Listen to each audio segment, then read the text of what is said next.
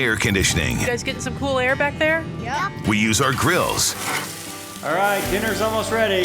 And yet we definitely always use our common sense. Trying to make a program that would have common sense. Common sense isn't so common. No, it just makes so much sense. So right now, join lifelong Houstonian Bill King as we take on the issues with a little bit of Houston common sense. Common sense. It's time for Common Sense. This is Common Sense with Bill King. Here's Bill. Hello, Houston. We're back with another edition of Common Sense Talk Radio. This is Bill King. Very excited to have in the studio with me today my friend, our former county judge, Ed Emmett. Ed started his political career back in 1978 when he was elected to the Texas House, specialized in energy and transportation. He ultimately was appointed by Bush 41 to the Interstate Commerce Commission in 1989. Came back to his hometown of Houston, was appointed as county judge by the Commissioner's Court in 2007. He was in that office for just short of 12 years, twice reelected, and in both of his elections, he got more votes than anybody else on the ballot did. So, Ed, welcome to Common Sense Talk Radio. Good to be here. Actually, it was 3 times reelected. How was that right? Well, because I had to run in a special election that's in a right, presidential year in 2008. Oh, that's right. I'd forgotten about that. 3 times elected. Okay, I stand corrected. Ed, I want to start out and talk about hurricanes for a minute. You got a baptism by fire and water, and right. You'd just been in office, I guess about a year at the time when we had Hurricane Ike. And you and I talked a lot back then because I'd just come off all the RETA commissions and redoing evacuation plans. And we've got a storm out in the Gulf right now. It doesn't look like it's going to have much effect on us, fortunately, but boy, they sure are coming earlier, it seems like. Can you just talk for a minute about evacuation for a second, and what should people in Houston think about when they think about evacuation? Well, sure, but before I do that, I have to give credit to my predecessor, Judge Eccles, because let's face it, we learn from when things are not done right. And so we saw what happened in Katrina in New Orleans, and then Rita came 3 weeks later toward Houston. That evacuation was a bigger disaster than the storm. And so Judge Eccles sort of left me with all of that information and said, have a good time. So when I came along on the evacuation, I know it sounds silly to say they're easy, but they really are. You figure out who is in danger of the storm surge, evacuate them, and everybody else has to stay put. And what had happened in Rita, everybody got on the road, even people from places like Katy that were not in any danger from the storm surge. And so my job was to make sure they stayed in their house. You know, the wind may scare you a little bit, but it's not going to kill you like a storm surge. So leading up to landfall of Hurricane Ike, I don't know, I grew up in East Texas, and I use this phrase, hunker down. We just got to get people to hunker down. But we were all going to say shelter in place. That's the official word. And literally, when Bill White, mayor of Houston, and I went out to that first press conference, a cameraman for one of the local TV stations yelled across the room and said, "Hey, Judge, I dare you to say hunker down on national television." I did, and the rest is history. Yeah. Well, it was a great expression to communicate something to people that was really a lot more complicated concept, but it hit people. Everybody kind of understood it, at least people that are from Texas understood what it meant. I think when we studied it, we thought something like 2 million people tried to evacuate in Rita and probably only 1 million in Ike. And so that plus contraflow lanes and a lot of other things that came in between those storms made the Ike evacuation relatively calm, I guess to say. Well, and the other thing I have to say is Mayor White was a really good partner in this deal. We worked hand in hand well, and we were able to stage the evacuation. We had to make sure Galveston evacuated before we pulled the trigger on Harris County. That wasn't real easy. I mean, the mayor of Galveston wasn't keen on having an evacuation, and that's where having Mayor White was very helpful. So we had to let Galveston, Brazoria counties clear, and all those were lessons that we had learned before, as opposed to telling people evacuate, run for your lives, or anything like that. Use your own common sense. Right. Someone advised you. And the lessons learned in Rita also, we were able to stage, like you said, contraflow. We were able to stage fuel stations, comfort stations, things that weren't available during Rita. Right. So, turning it to Harvey for a second, back when we were all working on this, we were really concentrating on evacuating surge, people that were in jeopardy with surge. But Harvey required us to evacuate a lot of people that were not in the surge areas. That's something I don't think many of us had really thought about very much. What are your thoughts? Is there a way to plan that better? Or is it just completely unpredictable where it's going to flood and we just have to kind of do it in real time? You have to do it in real time. And there were no called evacuations during Harvey. There were neighborhood evacuations after the fact when the waters came. But no, I've been working with the Northeastern University Global Resilience Institute on that very question. If you don't know where the rain's going to fall, and of course nobody thought the whole county was going to get 50 inches of rain or whatever it was. And one of our problems, we have the talking heads, no offense to a talk show host here, but they were on CNN and places saying, why didn't the mayor and the county judge evacuate before the storm? Right, we're going to evacuate basically 5 million people. To where? To where. And you'd had to do it back on Tuesday, 3 days in advance. On a clear day, we would have gone out and said, everybody close your business. We're shutting down. Right. Wouldn't have happened. Well, I don't know if you recall, but I actually wrote an op-ed in the New York Times because the New York Times had one of those, the talking heads that said, why didn't they evacuate? And because of the work I'd done on the commission, I wrote and said, look, that would have been a terrible idea to evacuate it. And it got all kinds of attention, especially since I had just run against Sylvester, and I was defending him and you for not calling evacuation. And I ended up, getting interviewed on a bunch of national television. Well, why don't you think it was a good idea to evacuate? So it was sort of an interesting thing. Well, and one thing that was humorous about that, too, is technically it's the county judge's call. Right. But the national media don't know what a county judge is. Exactly. So they all kept badgering Mayor Turner, why didn't you evacuate? And I was glad to see him take those questions. Yeah, we were talking about that before the show.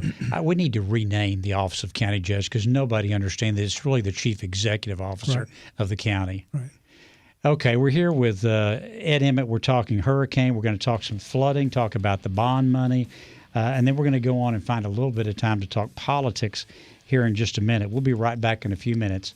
This is Bill King coming back with more Common Sense Talk Radio, KPRC AM 950. We'll be right back.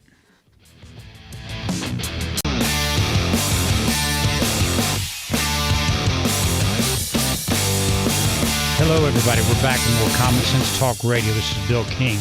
My guest this hour is Ed Emmett, former county judge of Harris County.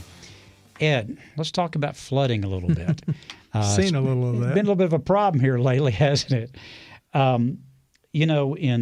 Just before you left office, you proposed a major bond election to try to catch up on our flood infrastructure, which is obviously decades behind where it needs to be.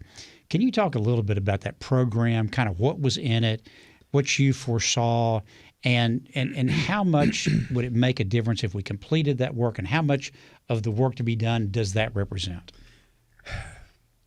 Well, I'll start with your last question first. We had the engineers do an analysis. How much would it take to really make us resilient to floods? And the answer came back about $30 billion. Well, clearly we weren't going to do $30 billion.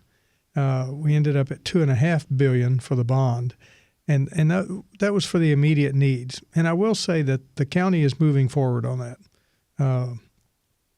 Judge Hidalgo, Commissioner's Court, Harris County Flood Control, that process has continued. The problem with it is those are long-term projects. They're not going to solve things overnight. My bigger worry now is some of the other things that were talked about. Third reservoir, perhaps, on the northwest side, constant dredging of the San Jacinto River and Lake Houston, things like that.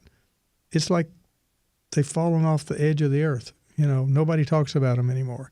And, Steve Kleinberg, a professor over at Rice that does the Houston area survey every year, it's down to 7% of people that say flooding is a major issue. Mm-hmm. If we have a flood this summer, it'll go right back up to, 40 or 50%. Right, yeah. No, well, I saw the same thing back when we were working on Hurricane preparation back in the early 2000s.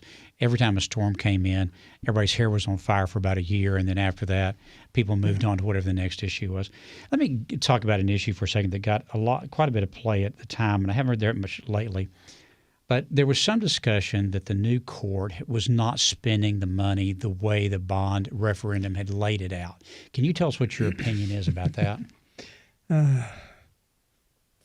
This is a time where I wish it wasn't radio. I wish it was television. People could see me smiling.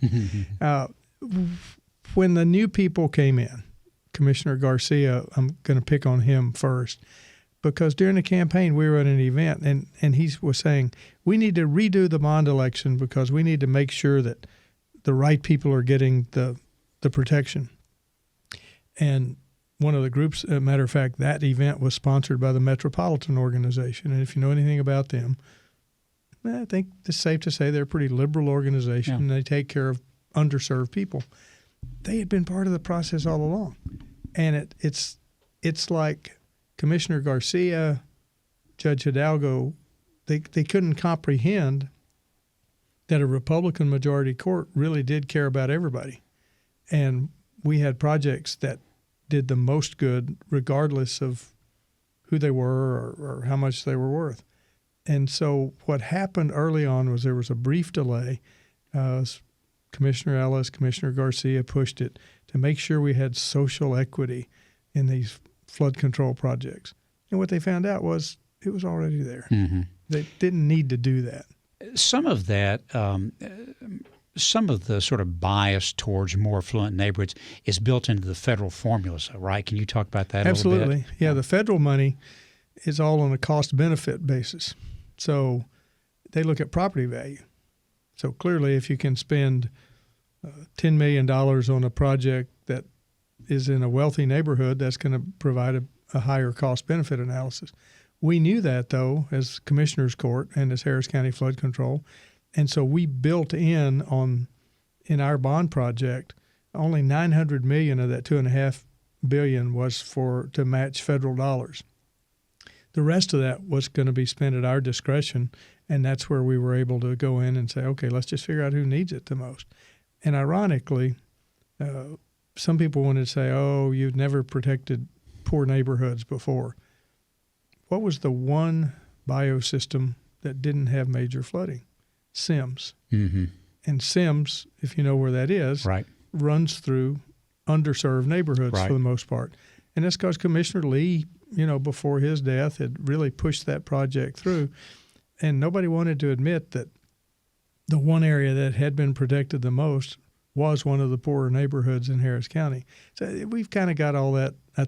I'd say we. Hopefully they've got all that out of their system and they're just going to move forward with the projects as they were laid out. So to sort of put a cap on that then, you don't really see a lot of reallocation of the money from what was intended in the bond referendum? No, I don't think so. The Sims watershed is an interesting example because, like you said, I don't think Sims has been out of its bayou now for 20 years or out of its bank since 20 years. But they still had very extensive flooding down there because the city infrastructure was so poor it couldn't get the water to the bayou. Can you talk for a second about the division of the responsibility between the city and the county? Yeah, the county, Harris County Flood Control District, is responsible for the bayous themselves and the major waterways. The storm drain system, that's in the city. And not just along Sims, along Braze. We had several floods over a few years, and on at least one of those floods, Braze Bayou never came out of its banks, but the city drainage system couldn't get the water into the bayou to go down to the Gulf, so Meyerland flooded, and that's unfortunate. So just to sort of summarize it, it's the county's responsibility to make sure there's capacity in the bayou system, but it's the city's responsibility to get the water out of the neighborhoods into the bayous. Is Correct. That a fair? Correct. And as Mayor Parker used to say, the streets are designed to actually be some of the flood control. The streets are supposed to fill up with water. That's not a surprise. They're not supposed to fill up so much that it goes into your house. Right. Yeah. Can we talk for a second about the housing recovery money? This has been such a controversial. And let me, if I can just sort of summarize for a second. The money comes from the federal government to the state government, And then historically, the state has run those programs, and they've helped people fix their houses or redo multifamily. But you and Mayor Turner went to the state and got some of that money allocated directly to Harris County and the city of Houston so that y'all could try to get money to the individuals faster. Tell us that story a little bit about how that came about. Oh, absolutely. It won't be a shock to you or your listeners that federal dollars come with certain bureaucratic strings. And then if you add state bureaucratic strings, it lessens the amount of money that's available locally, and it lengthens the time. So we thought it was a good idea, since we both had housing authorities, to have a direct allocation for individual homeowner assistance. And we did. And it took a little bit of fighting. But then, lo and behold, things changed. New people came into office. And all of a sudden, George P. Bush, the land commissioner, starts saying, you know what, we need to take that money over and allocate it from the state and make sure these projects get done. Because in all of Harris County, the city of Houston and Harris County combined, after, I want to say, 2 years, of the 60,000 houses that were damaged, 9 had been repaired. 9. And so there was an editorial not long ago in the Chronicle where they were talking about the General Land Office and the city of Houston and the fight going on. And buried in it was something that I didn't even know. The fact that the state had taken back the county's money in February because the county willingly gave it back to them. Yeah, so that's the next point I would make. There's been all this press and all this attention to the fact that the state took the city's money back to administer it, and a big fight, and I see where the city's now filed a lawsuit over that. But the county voluntarily relinquished their money even before that. Is that correct? That's what happened? Yes, and it almost as soon as the COVID crisis hit, the county offloaded their responsibility for the individual homeowner assistance. They demoted the woman who had been in charge of it, put another person in, and then took all the money away from him and gave it back to the state. So it seems inconceivable. We're coming up on 3 years after Harvey now, and we've still got a handful of houses out of the 60,000 that were repaired. I can't imagine that most of those folks haven't moved on, abandoned the house, figure out some way to fix it. Is there anything that can be done for those folks at this point? I think there is, and I think the General Land Office is sincerely trying to get help to those people. And so I would encourage everybody to talk to the General Land Office directly, leave the county out of it. Okay, well, that's a little disappointing, but we'll see how that comes out. And the big problem is going to be COVID has made people forget about Harvey. On to the next crisis. So I'm afraid the people who are waiting for help because of Harvey may never get it. They may never get it. Okay, we're going to take another break here real quick and be right back. We're going to talk about county politics with our former county judge. We'll be right back with more Common Sense Talk Radio, KPRC AM 950.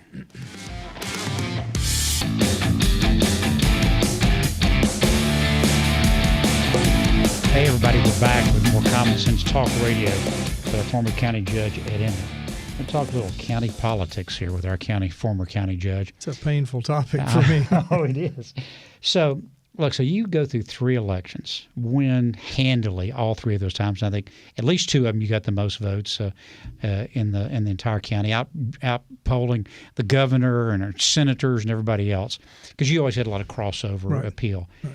So we wake up the morning after Election Day in 2016 or 2018 rather, and all of a sudden we have somebody who is county judge who had a name ID, I think at the time, of right around 30%.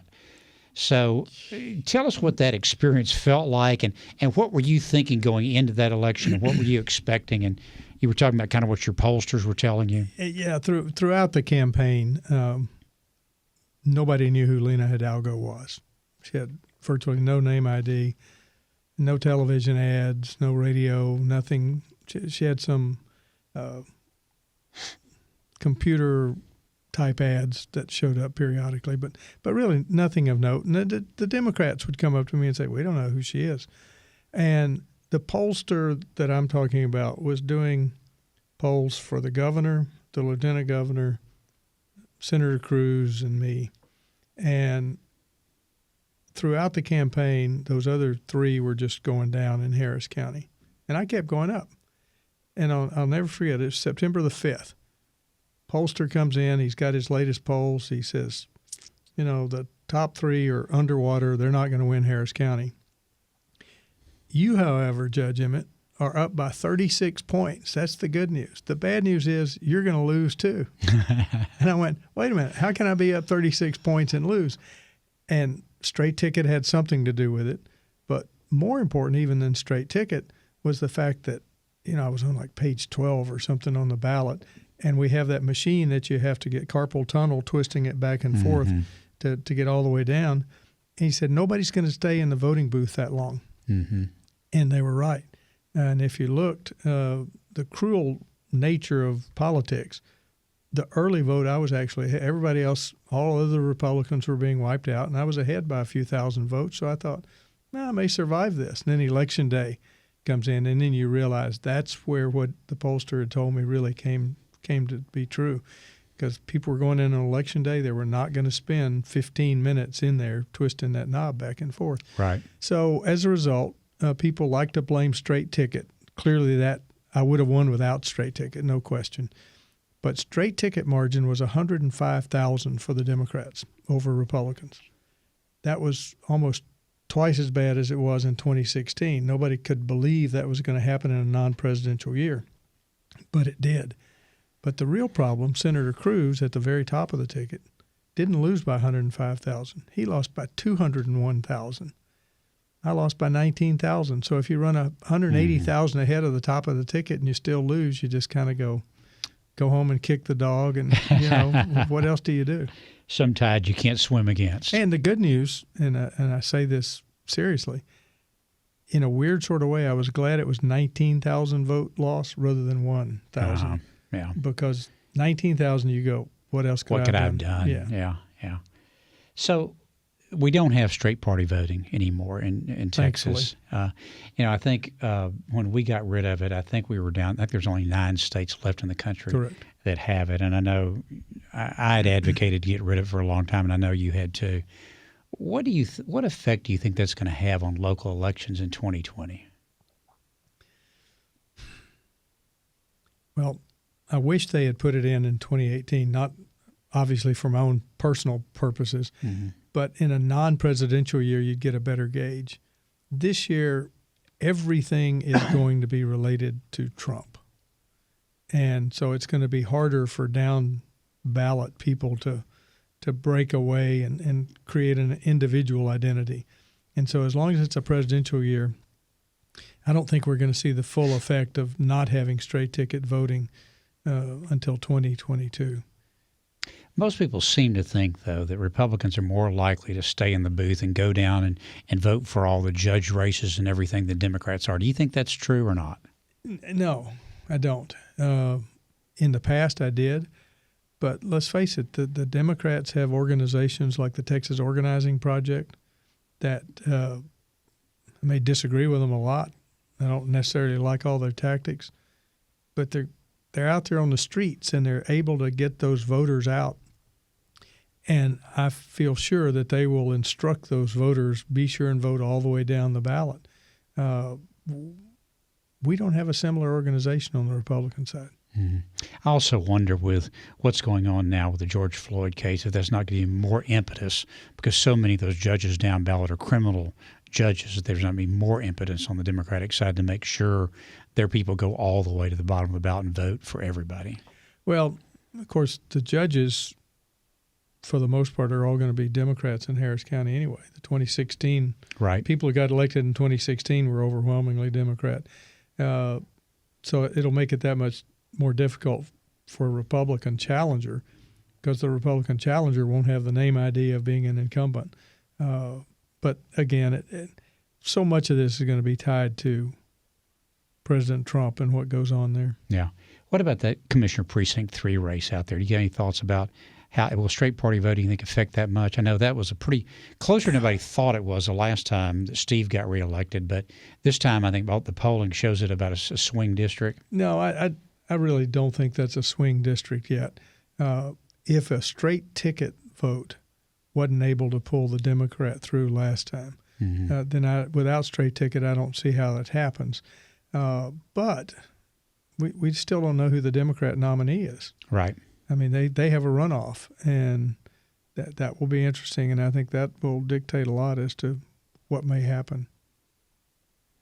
I want to go back and talk about this issue about the county judge office for a second, because I think a lot of people are confused about that.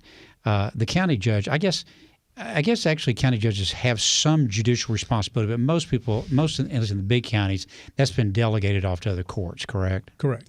Yes. The county judge does have judicial responsibilities if they choose to exercise them. But in a place like Harris County, where we have, 70 what I call real judges, it would be ludicrous for a county judge who doesn't have a law degree to be out there holding court on anything. But in the rural counties, they do still they function as a judge in some cases. Sometimes they get in trouble. There was an area county judge that the district judge went on vacation, and the county judge went into his court and dismissed all these cases and things. But no, the first thing I did, and I assume the first thing Judge Hidalgo did too, was just relinquish all the judicial functions. So the county judge role really is the chief executive officer of the county. Was that a fair description? It is, except for one thing. The judge vote doesn't count any more than a commissioner's vote. So the judge is one of 5 votes. So you have to be able to count to 3 in order to really be the executive.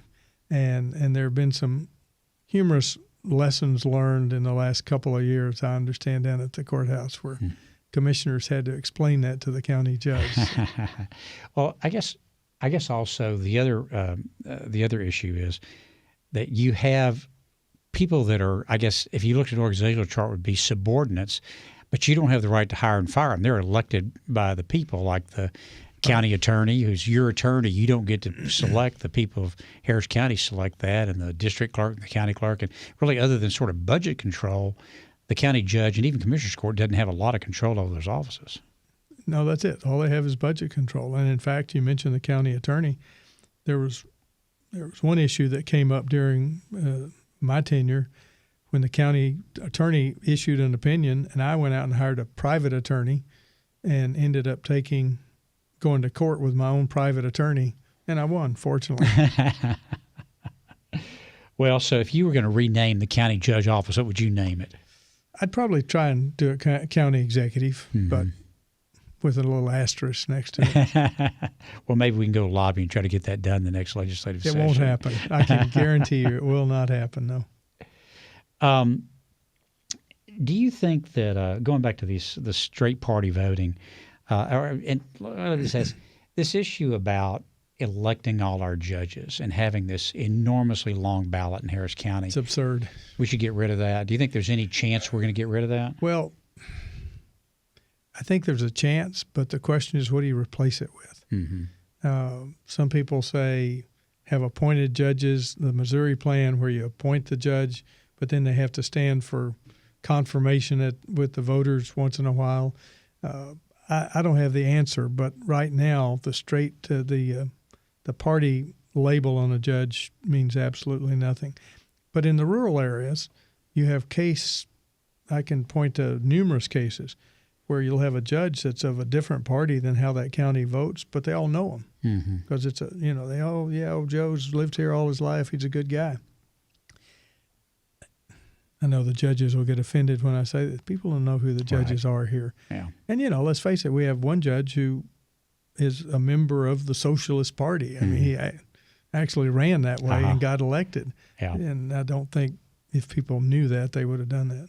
Yeah. I think we're the last state that elects all our judges, too, I think. Is that correct? I don't know. Yeah. All right. Okay, we're going to take another quick break. We'll be back in a couple of minutes here to finish off our conversation. We're going to talk about the Republican Party and what its future is with our former county judge, Ed Emmett. Be right back.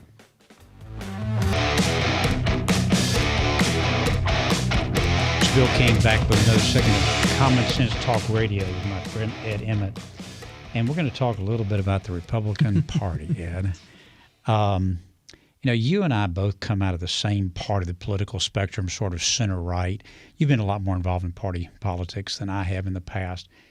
But I'm curious what you think about the future of the Republican Party, especially after Donald Trump. Win or lose, he's either going to be here for a few more months or 4 more years. But after that, what does the Republican Party look? Because this Republican Party is very different than the one you and I sort of grew up with in the Bush era. This could be a whole course that I could teach at Rice, because being my age and stage, I've watched the Republican Party. Students ask me, why are you a Republican?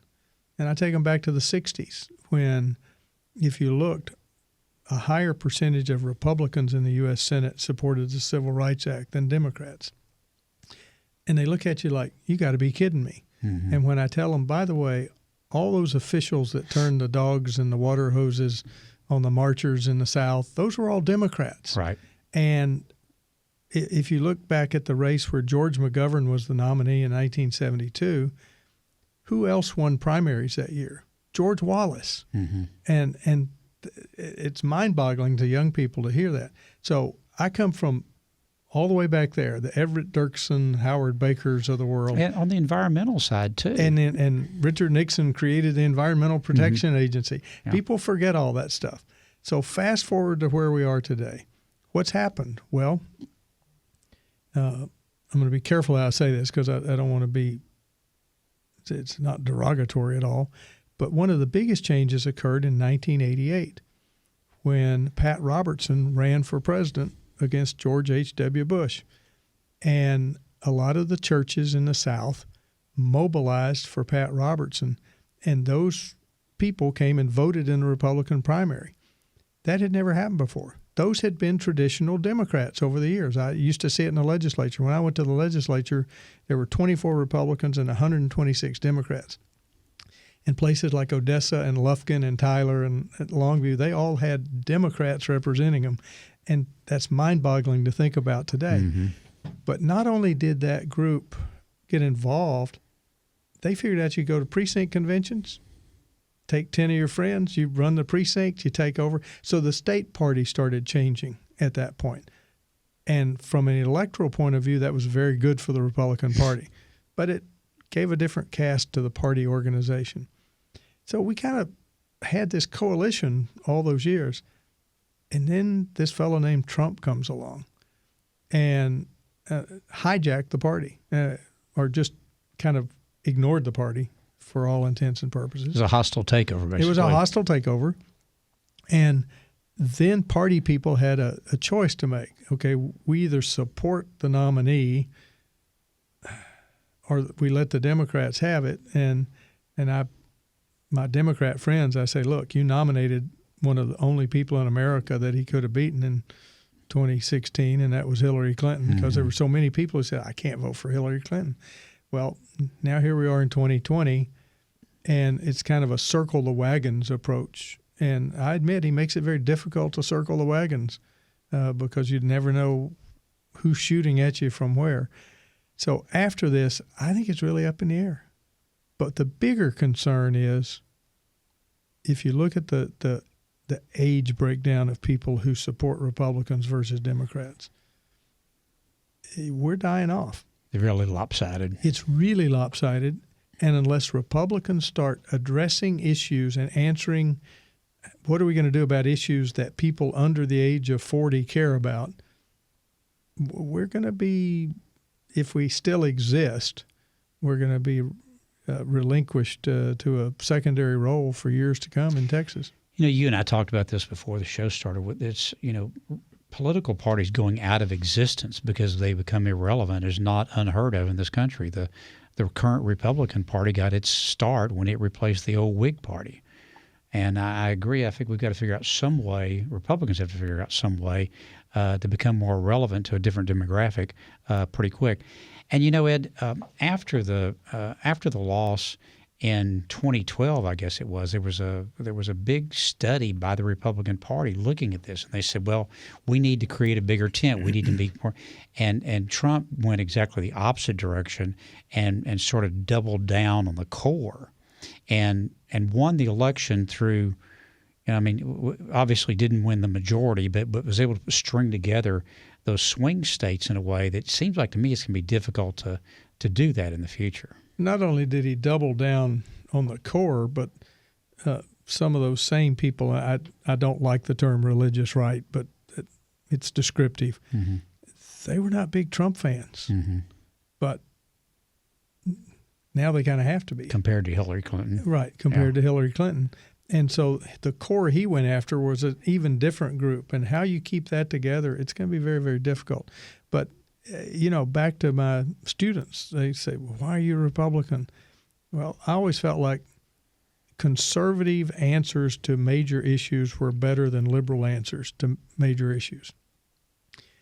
But you can't ignore the issues. And I think for too long in Texas, I find it hilarious that Texas officials continue to run against the government that we've been in charge of since 1994. You go, wait a minute. We've run the state now for a quarter of a century. How can you keep complaining about what's going on? Why don't we start offering a vision of the future as opposed to, we're going to cling to some past that never really existed? Well, I really wonder you think about all of the things that the Republican Party used to stand for, if they don't really stand for. Free trade, as an example. That was a hallmark of the Republican Party, and that's been completely cast aside in the current administration. Physical discipline. Oh, my God, these deficits are running at, this is going to be the largest deficit ever created by any administration in 4 years. And it just seems like those sort of core values that Republicans used to care about, they don't care about anymore. No, that's right. But you talked about parties coming and going. Look at the way the two parties have changed. We were the party of Lincoln. The Democrats were the party of Andrew Johnson, and somehow we managed to sort of switch places. But ultimately, we can't look at what parties used to be.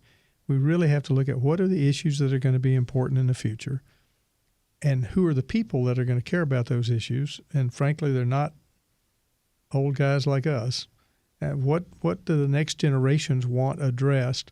And the Republicans have hopefully to come up with conservative answers that will keep this country, this state, and this locality in good standing. I just continue to find that, neither party represents sort of my values anymore. I can't find a home either place. No. I can't. The physical irresponsibility of the Democrats is kind of what drove me away from that party originally. But now the other party is almost as bad as they are, if not worse. Well, and at great risk, I'm going to weigh into what's going on right now on the streets. The African American community. You've got elected officials who don't want to change any programs at all, even though they're not working. Yeah. Instead of getting together with the two parties and saying, okay, some of these great society programs, if Lyndon Johnson were still alive, he'd be the first to do away with them, saying that one doesn't work, let's replace it with something better. But instead, we have certain members of Congress here locally just keep sending us the money to the same programs and we'll keep doing it. And then they bemoan the fact that they have these communities that are underserved. Ed, listen, I'm really thank you for coming in today. I Thank you. can't believe this hour has already gone by. You got to come back sometime, maybe before the election. But I'll switch your predictions about the election. We're going to have to wrap it up today. Next week, we're going to have County Commissioner Precinct 3 candidates come in. So if you want to know about that race, we're going to be talking about that next week, Saturday at 2 o'clock, KPRC AM 950, Common Sense Talk Radio, because common sense is not all that common.